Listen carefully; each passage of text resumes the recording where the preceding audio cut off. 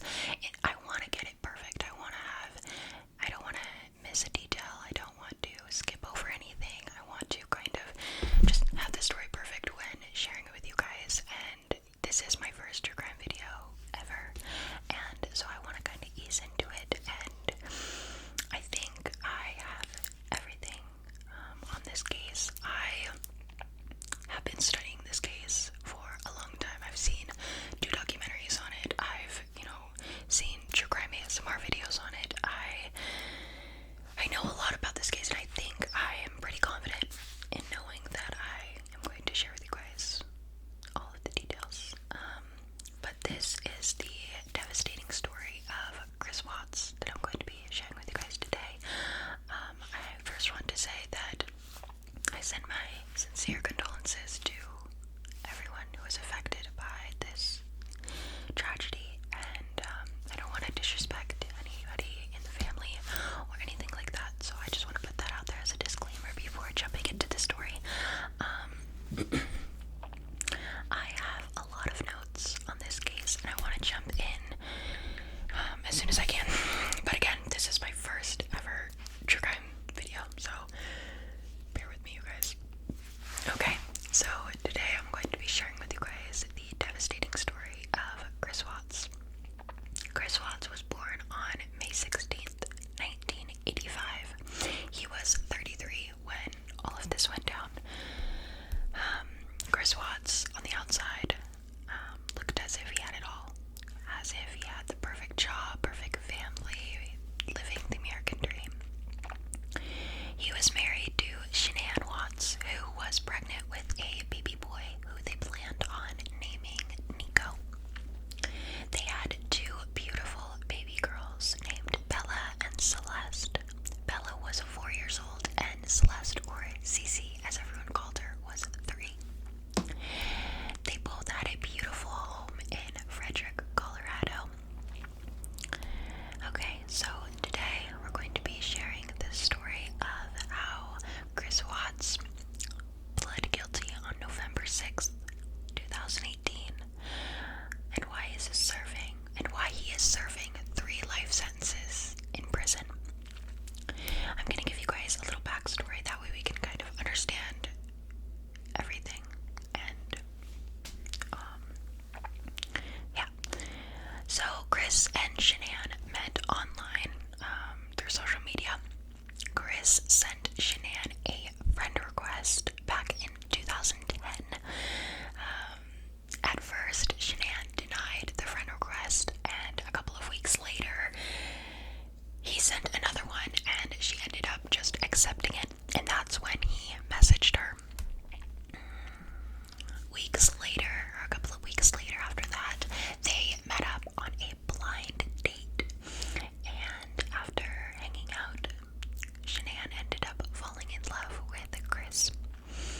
They married in November 2012 in North Carolina, which they were both living at the time. They eventually moved to Frederick, Colorado. In 2013, they had their baby girl, their first baby, Bella, and in 2015, they had Cece, or Celeste. Both girls developed asthma when they were little, but Shanann and Chris were very good at making sure they had their medication, and they kept it under control. Shanann was very active on social media. If any of you guys have heard or seen anything on this case, you know that that was one thing that was very known, is that Shanann was always posting on social media. Everyone from the outside looking in thought they were the perfect family.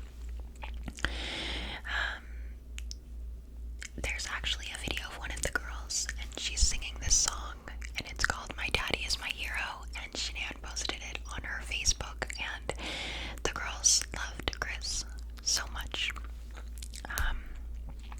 Chris and Shanann did struggle financially in 2015. They had to file for bankruptcy.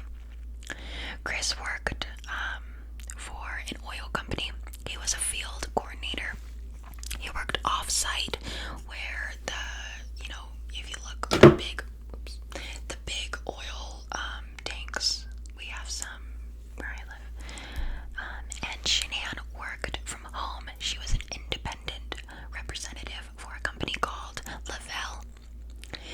selling a product called Thrive. It just took off. She started making when it took off, she started making $70,000 a year. So, at first, she was struggling a little, and when they were struggling financially, however, when she created her business and started working, they ended up, the money started coming in. They were financially stable. The reason that Shanann was so active on social media, because that was her job, right? It did come out, and Chris did say that he did not like how active Shanann was on social media. He didn't like being in the videos. He didn't like, any of that. So, but from the outside eye, they had the perfect family. They had a perfect little life, and that's kind of the backstory on the whole story. So now we're going to be getting into the story. In the beginning of summer in 2018, Shanann and the girls went on a vacation little trip to North Carolina to visit not only Shanann's family but Chris as well. They were staying for, I believe, 6 weeks. Chris wasn't able to go for the first 5 weeks because of work. They didn't let him take off, but he did say that he was going to go and be there the 6th week with them. Chris, in the beginning, when the girls went out, Chris and Shanann would talk every day. They would, she would send videos of the girls to him. He would FaceTime. They would talk very frequently. And then a couple weeks in, she started realizing that he was getting distant. He just wasn't the same. He was acting weird, right? It was really weird because he would be very, very distant, and then the next morning text her, "Oh, hi baby, I love you, I was working late," and so he would just randomly send her these messages of, "Oh, I love you so much, I'm sorry," but Shanann did notice that something was off with him. So on the 6th week, Chris flew out to visit the girls, like he said he was, and at first he was super excited to see the girls. He ran up to them at the airport. It was going great. And then a couple of days in, Shanann noticed that he was being distant again. He was being very just weird, right? He sat Shanann down and he told her that he didn't want the baby. He said that he loved having the 2 baby girls, and he didn't want the boy, right? And at this time, I believe she was like 5 or 6 weeks pregnant. He also ended up telling Shanann that his feelings for her had changed. Shanann knew something happened to make him feel this way, because he was just fine, a month earlier, and now he's saying all of these things. So, on August 13th, Shanann so when they came back from the trip and everything, Shanann had to go out of town or out of state for a business trip. She went in Arizona, and the business trip was in Arizona, and she went with a close friend of her, Nicole. On August 13th, Shanann came home from the business trip, and her best friend, Nicole, like I said, went with her, had given her a ride home at 2 a.m. So Shanann did struggle with lupus, and so when Nicole was driving her home, she did say that she wasn't feeling well, and she had just been tired, and so Nicole gave her a ride home, whatever, and went home. The next day, Chris stayed with the kids while Shanann was away, and when Shanann got home, Chris was, in bed, and she just went to sleep. Chris woke up at 5 a.m., and this is what he claimed. Chris woke up at 5 a.m. for work. He claimed that he woke Shanann up, and they had an emotional conversation. Shanann wanted to do therapy. Chris said that he wanted to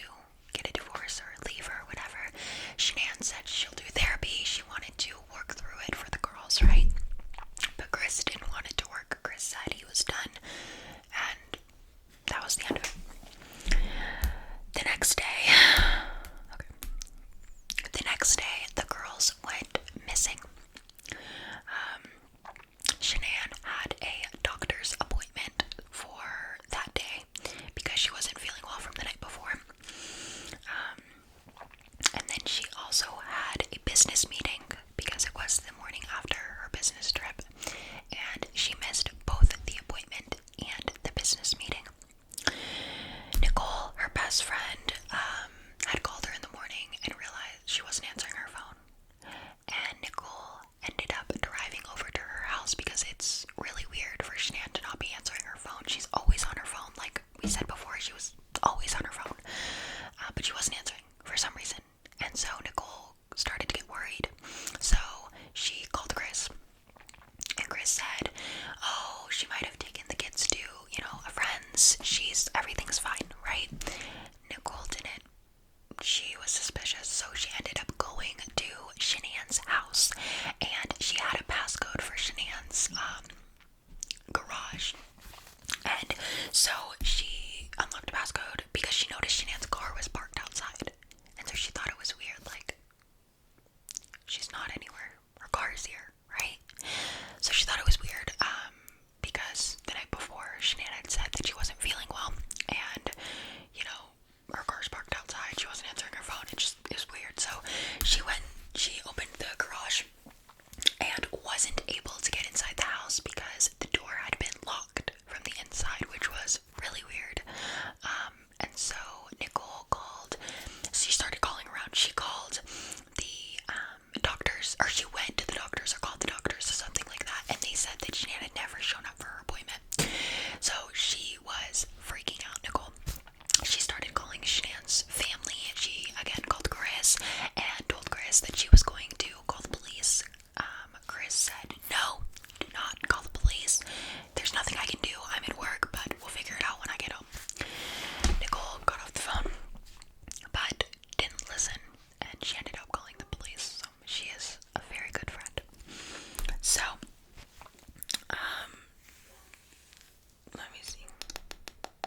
Okay, so after, I don't have any more notes on the story, but I think I know enough to explain it to you guys. So after Nicole had called the police came and noticed that saw that her car was outside, so they called Chris and asked him to come home because they weren't able to go inside the house without the homeowner's permission.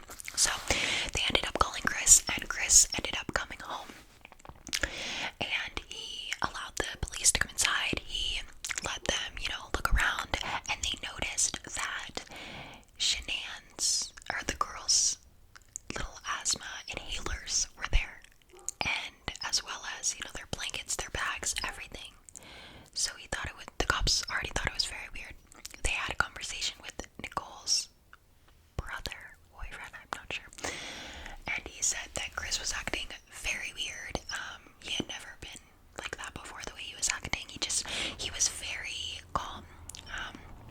I don't know about you, but if one of my siblings or dad or mom went missing, especially my baby girls, I would be freaking out. Chris was not. Chris was very, very calm, almost as if he didn't care. The story started spreading to the news, and Chris had an interview that went on live TV, and he looked so cold in it. It was very cold. It was weird watching. They ended up taking Chris in to have a polygraph test done on him. And they asked him a series of questions. Does he know where the girls are? Does he know what happened to them? He answered no to all. And they detected that he was lying. So the polygraph tester told Chris that she knows he's lying, and if it's time to be honest. And so Chris explained. He just came out clean and expressed what he did. This part of the story is very, very hard to even say. So, again, if you guys are sensitive or any of that, I recommend you clicking off now. Chris